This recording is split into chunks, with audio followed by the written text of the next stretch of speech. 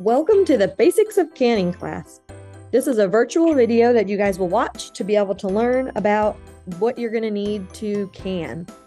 Canning, to start off, is preserving cooked foods by sealing it in jars.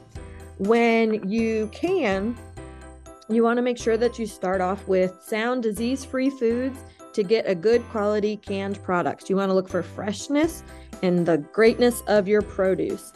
Canning preserves food by placing it into a sealed jar and heating it to a temperature that destroys microorganisms. A vacuum seal is formed during the cooling that prevents microorganisms from getting back into the food.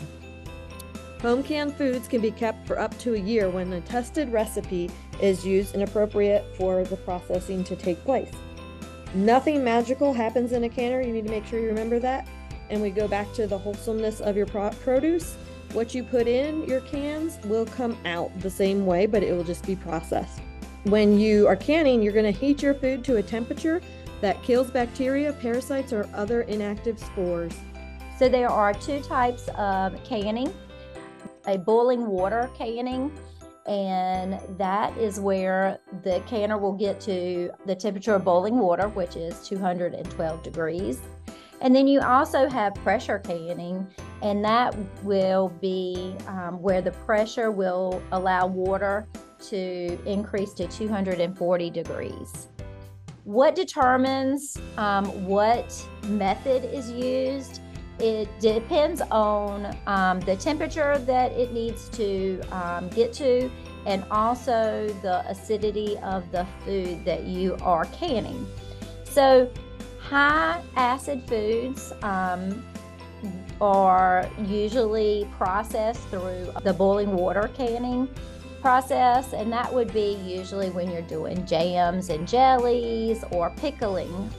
So it could be pickled okra, it could be cucumbers.